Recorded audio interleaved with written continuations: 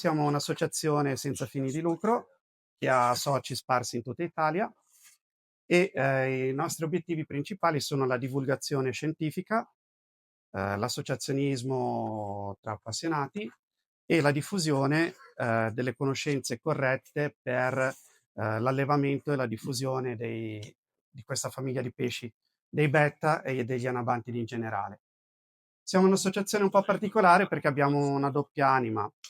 Abbiamo una sezione show dove gli iscritti si confrontano sulla genetica dei pesci, ehm, organizzano concorsi, partecipano a concorsi, si incontrano anche in eventi internazionali, si scambiano pesci, conoscenze, tecniche di allevamento.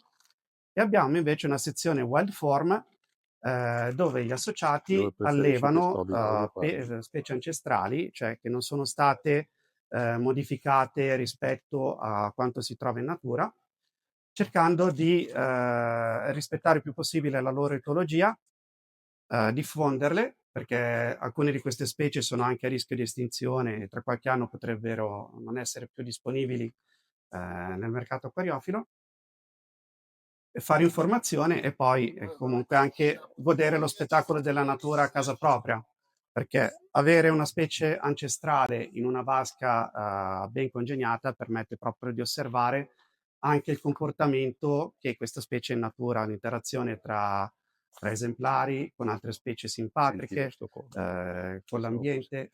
Questo evento sarà organizzato in 3 parti. La prima appunto in cui quella che stiamo facendo adesso, in cui vi spiego cos'è IB, quali sono le sue finalità, quando è nato e come associarsi. E poi ci sarà un evento di creazione dal vivo di una vasca, di una piccola vasca, pensata e realizzata proprio per creare le condizioni ideali per il Betta splendens. Oltre a questo spiegheremo anche perché fare la vasca in questo modo, facendo appunto una digressione un po' più scientifica sulle caratteristiche specifiche di questo pesce, del perché si è evoluto in questo modo e come questo poi vada tenuto presente quando si va ad allestire la vasca. La terza parte di questo evento invece la farà il nostro amico Marco, che è un giudice dello standard Bettas for All. Lui ci parlerà invece dello standard, dei concorsi, come vengono effettuati, cosa si valuta in questi concorsi, cosa serve per saper selezionare un pesce e saperlo valutare. Quindi, partendo dal primo punto, dicevamo, noi siamo un'associazione diffusa su tutto il suolo nazionale. Siamo stati fondati ormai 15 anni fa, quindi abbiamo una certa storia e abbiamo anche dei collegamenti con altre associazioni in altri paesi, per esempio con il CIL in Francia, con l'IGL in Germania e, potete trovare anche del materiale informativo che noi produciamo sia sul nostro sito, che è www.aibetta.it, dove potete trovare degli articoli che sono stati scritti dai nostri soci, oppure sui nostri canali social che potete vedere sul banner. Noi in particolare, con una cadenza circa mensile, facciamo anche una live dove parla qualcuno di noi oppure invitiamo qualche ospite. Abbiamo avuto anche ospiti internazionali importanti, come appunto Jupp, il capogiudice di Bettas for All, o il dottor Basler che produce mangimi per i pesci. E queste live poi vengono registrate e pubblicate sul nostro canale YouTube. Chi si iscrive trova, oltre a un sacco di gente appassionata e competente, si spera, ma c'è gente che questi pesci li alleva da veramente tanto tempo, la possibilità appunto di confrontarsi anche con altre associazioni di livello europeo, di scambiare dei pesci che sono di difficile reperimento nel mercato acquariofilo, se ha delle riproduzioni anche di distribuirle, perché quando i pesci vengono riprodotti poi bisogna anche trovargli una casa. Può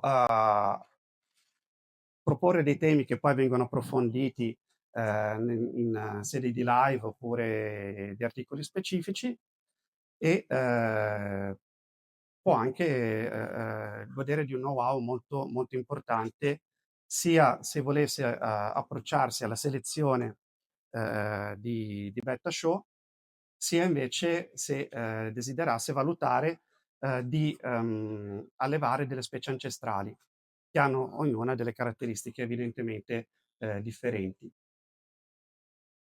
Quindi l'invito è a prendere contatto o con Milena, che è nel nostro box, lì dove potete trovare anche del materiale informativo e dei piccoli oggetti che sono appunto utili per, nell'allevamento di betta, oppure a visitare il nostro sito da cui è possibile associarsi. Ora entriamo invece nella seconda parte della presentazione dove parliamo del Betta splendens. Il Betta splendens, come probabilmente saprete, è originario del sud-est asiatico, quindi viene da un habitat molto caldo, dove ci sono due stagioni molto ben distinte, la stagione secca e la stagione umida. È un pesce che si è evoluto in modo molto specifico per poter sopravvivere in un ambiente dove pochissimi altri pesci potrebbero vivere. In questo ambiente infatti lui abita delle pozze che a seconda della stagione possono avere un volume d'acqua significativo, tipicamente nel periodo delle piogge, ma che poi però col passare dei mesi si restringono molto perché nella stagione secca con quel caldo l'evaporazione è davvero importante. In questo habitat succede che l'ossigeno disciolto abbia dei valori bassissimi e quindi i pesci farebbero fatica a prenderlo con il classico sistema di respirazione branchiale. Il betta quindi, con lui anche altri pesci della stessa famiglia, che è chiamata labirintidi o stromenidi, hanno sviluppato un organo specifico che si chiama labirinto. Questo organo consiste in delle pliche di tessuto cartilagineo posto vicino alle branchie, che sono molto vascolarizzate e permettono al betta di venire periodicamente in superficie e respirare aria atmosferica.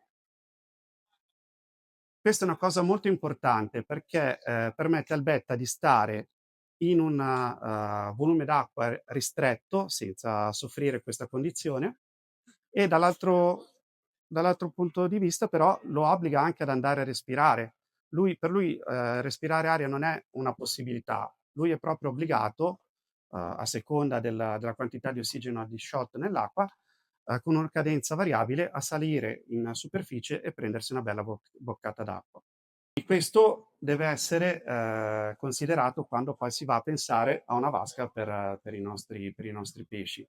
Pensando ai loro habitat naturali, quindi alcune cose discendono automaticamente. Loro avranno bisogno sicuramente di acqua a una certa temperatura perché vengono da un ambiente tropicale. Acqua dolce, vabbè, questo lo specifichiamo, ma penso che più o meno tutti sappiamo che sono pesci d'acqua dolce. Con una temperatura che tendenzialmente non deve scendere sotto i 21-22 gradi, ideale sarebbe una temperatura sui 24-25, quindi una vasca con riscaldatore se in casa potrebbe succedere di scendere sotto questi valori di temperatura. Eh, volume d'acqua abbastanza ridotto, non perché lui lo necessiti, ma perché dovendo venire spesso a respirare in superficie, in vasche molto alte, facendolo tante volte potrebbe affaticarsi e questo vale soprattutto per gli esemplari selezionati a pinna lunga, che hanno evidentemente una capacità di nuoto più limitata rispetto a quelle a pinna corta, le specie ancestrali. Venendo in superficie a respirare, la vasca deve quindi avere un certo spazio dove si può accumulare aria atmosferica e deve anche avere un coperchio. Perché il betta, se pensiamo a come è fatto il suo habitat, potete capire bene che è anche un ottimo saltatore. Quando la pozzanghera si restringe veramente tanto al punto che non è più idonea ad essere un habitat per lui, il betta saltella in cerca di un'altra pozzanghera e respirando aria atmosferica per un po' di tempo riesce a stare fuori dall'acqua senza morire. E quindi questa attitudine al salto permane anche nelle specie selezionate. Quindi, ricapitolando, vasca non molto alta, lasciare uno spazio per l'accumulo di aria atmosferica in modo che possa venire a respirare e un coperchio. Altra cosa importante, nell'habitat di provenienza del Betta splendens sostanzialmente non esiste corrente d'acqua, perché sono pozze completamente stagnanti. Quindi il Betta è un pesce che tollera a fatica filtri con una portata significativa. Quando si pensa a una vasca per il Betta bisogna pensare a un filtro con portata variabile o un filtro d'aria. Se anche messa al minimo la portata del filtro risulta troppo alta, bisogna pensare a orientare l'uscita in modo che il getto venga smorzato dalla parete. Tipicamente Contro il si può vetro. utilizzare o una spray bar per suddividere la portata in tanti piccoli getti a minore velocità, oppure orientare la bocchetta d'uscita verso il vetro di fondo o verso lo spigolo, e in questo modo il flusso d'acqua viene fortemente smorzato e il pesce non soffre, perché mi è capitato purtroppo di vedere anche in certi negozi di Betta pinna lunga che mulinellavano nella vasca spinti da una portata eccessiva del filtro. Aspetti che bisogna tenere presente per i nostri amici: loro non amano molto la luce forte, perché nel loro habitat di provenienza l'acqua è tendenzialmente un po' scura e ambrata e c'è molta vegetazione galleggiante. Quindi se la nostra vasca ha una luce molto forte, dobbiamo pensare a dare un riparo al pesce. Non è necessario che tutta la vasca sia in ombra, però quantomeno creare una zona dove lui può periodicamente andare per ripararsi dalla luce è importante. Questo si può ottenere o scegliendo un impianto di illuminazione localizzato, oppure la cosa che secondo me funziona al meglio, utilizzare delle piante galleggianti, perché le piante galleggianti hanno un doppio effetto importante: smorzano la luce e al Betta questo fa piacere, ma anche contribuiscono in modo significativo alla depurazione dell'acqua. Se io ho una vasca molto piantumata, soprattutto con piante a crescita rapida, tipicamente le piante a stelo che adesso Francesco sta mettendo nella parte posteriore della vasca, queste piante contribuiscono davvero al ciclo dell'azoto, a migliorare il ciclo dell'azoto, e quindi la manutenzione in vasca si può fare a intervalli di tempo più distanziati. Inoltre le piante sono anche importanti per creare un riparo naturale al pesce. Una cosa molto, molto bella di questi pesci, che a me è sempre affascinato, è il fatto che il singolo esemplare può avere un carattere estremamente variabile. Quindi può capitare il pesce gradasso che è sempre davanti e insegue il padrone quando si avvicina. Può capitare invece magari anche un fratello della stessa nidiata che preferisce stare nascosto e uscire solo ogni tanto. Se noi mettiamo ripari naturali e piante, diamo la possibilità al pesce di manifestare proprio la sua indole originaria, oltre al fatto di contribuire anche allo sviluppo del ciclo dell'azoto. Un'altra cosa importante, ehm, visto che i betta non amano la luce forte, se non abbiamo piante galleggianti o non abbiamo modo di creare delle schermature efficaci, meglio scegliere un fondo tendenzialmente scuro. Se invece abbiamo la possibilità di schermare la luce, allora anche un fondo chiaro può andar bene. Tendenzialmente però loro risaltano anche maggiormente come colori se lo sfondo è leggermente scuro e se si mette magari anche una copertura posteriore nera. Questo anche proprio a fini estetici. Questo più o meno è quello che c'è da sapere quando si vuole allestire una vasca per il Betta. Molte volte quando noi facciamo questo tipo di interventi nei negozi mi viene fatta la domanda: ma io ho una vasca grande, il betta nella vasca grande non ce lo posso proprio mettere? Non è che il betta necessiti obbligatoriamente di una vasca piccola, questo no. Se lo mettiamo in una vasca grande dobbiamo però tenere presente sempre le sue necessità. Quindi se è un betta pinna lunga dobbiamo tenere presente che nel tempo, invecchiando, farà sempre più fatica a venire in superficie a prendere la sua boccata d'aria. E allora dovremo pensare a mettere dei supporti intermedi, magari delle piante di Anubias che con le loro foglie rigide possono funzionare un po' da letto per il betto affaticato. Oppure vasche tipo sciallo, magari vasche che hanno un volume significativo ma non sono alte come colonna d'acqua. Un'altra cosa poi da tenere presente, in una vasca grande normalmente ci sono anche altri pesci, uno non prende una vasca grande per mettere un singolo betta di solito. E allora qui bisogna pensare un po' bene anche a quali potrebbero essere dei possibili coinquilini del nostro pesce. Se noi teniamo presente che il betta, anche proprio per la conformazione, questo si vede molto bene anche dalla conformazione della sua bocca, è una specie che occupa sempre la parte alta della vasca, lui si nutre in superficie, lo vedete proprio da come è diretta la bocca, lui si è evoluto per mangiare i pesci che galleggiano sulla superficie. Eventuali, sì, sì. Eventuali anche pesciolini più piccoli, però perché è anche un predatore.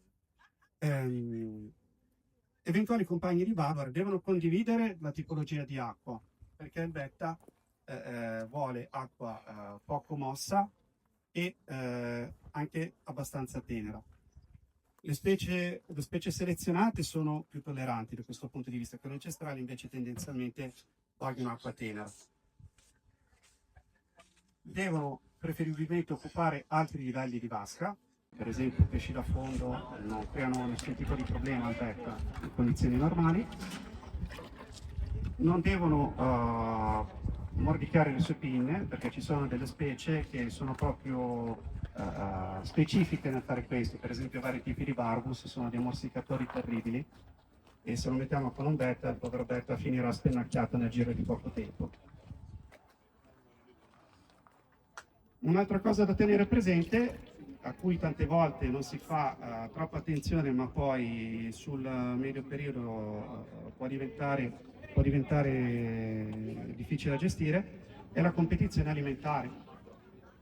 Il betta mangia e mangia tanto, ma è lento a mangiare. E quindi se nella stessa vasca mettiamo dei pesci che sono magari perfetti sotto altri punti di vista, perché ne condividono i parametri, perché occupano altri livelli di nuoto, perché non gli mordicchiano le pinne, eccetera, ma sono estremamente veloci a nutrirsi, allora dobbiamo stare un po' attenti a come dare da mangiare ai nostri pesci, perché per far mangiare il beta rischiamo di far esplodere magari i microciprinidi, o invece se vogliamo dare da mangiare nel modo giusto i microciprinidi, per fare un esempio, il nostro beta rischia di restare sempre a bocca asciutta. E allora qui ci sono un po' di trucchetti, normalmente si utilizzano magari mangimi di tipologie, granulometrie differenti, più appetibili per una specie rispetto all'altra, si attirano prima i pesci più veloci e voraci da una parte della vasca e invece per il betta si cerca di dare da mangiare proprio sopra dove sta il pesce, mentre gli altri sono distratti. E per quello che riguarda poi la scelta dei compagni di vasca, qui ci sono talmente tante possibilità che essere esaustivi in poco tempo è impossibile. Ma se vi rivolgete a noi o anche a negozianti come Mario, loro vi sapranno sicuramente dare le indicazioni. Se avete in mente degli abbinamenti, prima di fare esperimenti in vasca e poi magari rimpiangere la scelta fatta, noi consigliamo sempre prima di documentarsi nei canali più appropriati. Francesco ha finito di allestire la vasca, quasi. una piantumazione con piante rapide. Scendo queste piante chiaramente avranno bisogno di un po' di manutenzione, perché essendo piante a stelo non ci mettono molto tempo ad arrivare in superficie. Quando arrivano in superficie poi tendono a curvare e a disporsi sul pelo libero dell'acqua. Questa è una cosa che al betta piace molto. Esteticamente dipende un po' da voi. Se non vi piacciono le piante che arrivate in superficie poi occupano il pelo libero, potete sempre estrarle, tagliarle e ripiantarle. Sconsigliamo di tagliarle, lasciarle così come sono, perché poi diventano tendenzialmente più brutte, nel senso fanno partire ramificazioni, polloni e esteticamente il risultato peggiora un po'. Ecco, con questo penso di avervi dato un'infarinatura generale sulle caratteristiche e le necessità del beta, che ripetiamo un po' a livello di sintesi: acqua dolce, acqua tendenzialmente tenera, media tenera, no corrente d'acqua, luce non forte, temperatura non sotto i 22 gradi, spazio per poter respirare aria atmosferica e coperchio per evitare i salti.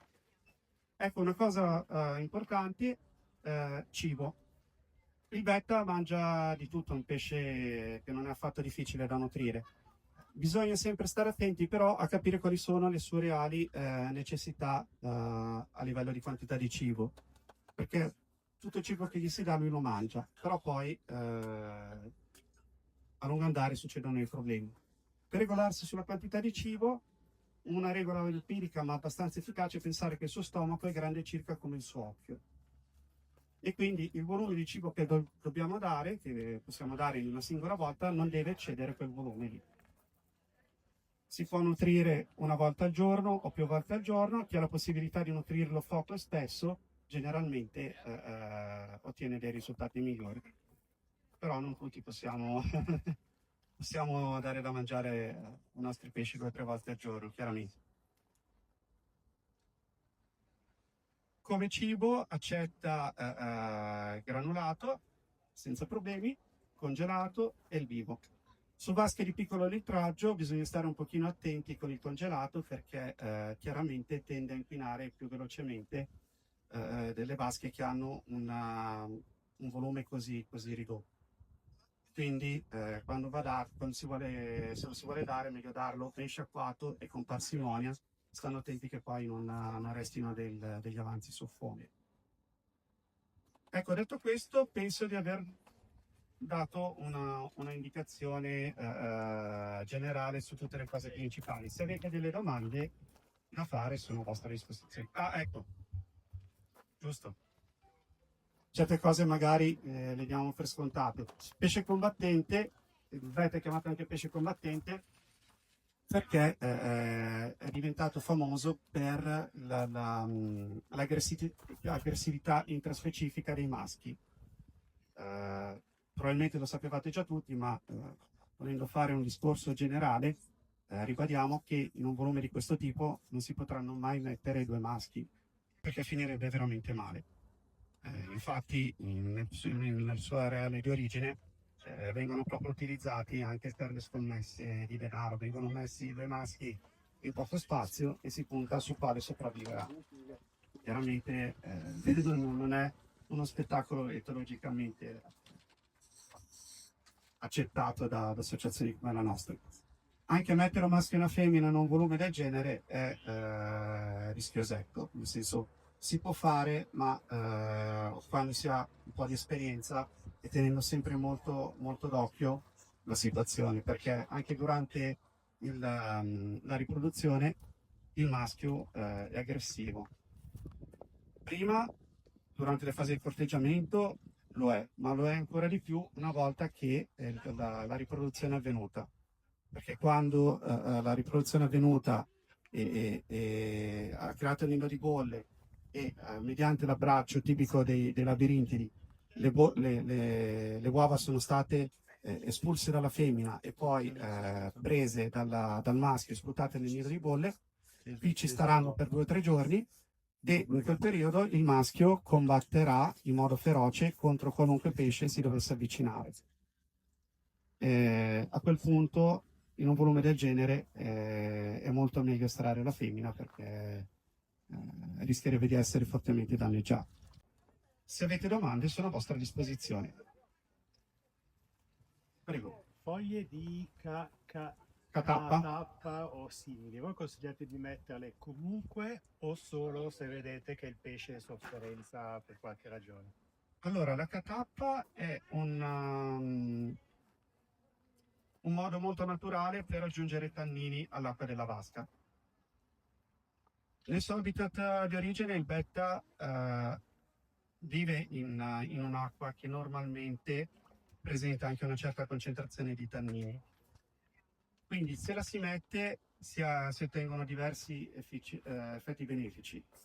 Da una parte si acidifica leggermente l'acqua e aggiungendo tannini la proliferazione dei batteri in vasca risulta leggermente ostacolata. Un habitat più simile al suo di origine poi di solito stimola il pesce a buttare fuori i suoi colori migliori. E il terzo effetto benefico che ha il tannino è anche quello di scurire un po' l'acqua. Come dicevamo, il betta non ama la luce forte e quindi se sta in un'acqua un po' ambrata, normalmente ne trae beneficio. Non è obbligatorio perché le specie selezionate in particolare vengono allevate anche in acqua chiara. Però se non dispiace quell'effetto, di sicuro al pesce fa bene.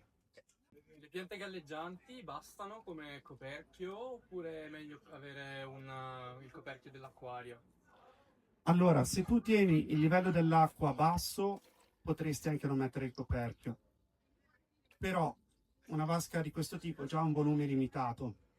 Se tu vai a ridurre ulteriormente per lasciare quegli 8-10 centimetri che ti mettono in sicurezza in modo che il pesce non salti fuori, vai veramente a ridurre molto il volume d'acqua e a quel punto diventa anche un po' più difficile gestire la vasca perché più la vasca è piccola più è facile che i parametri scappino. Non te la rischiare. Ecco. No, Secondo me è meglio mettere il coperchio. Grazie.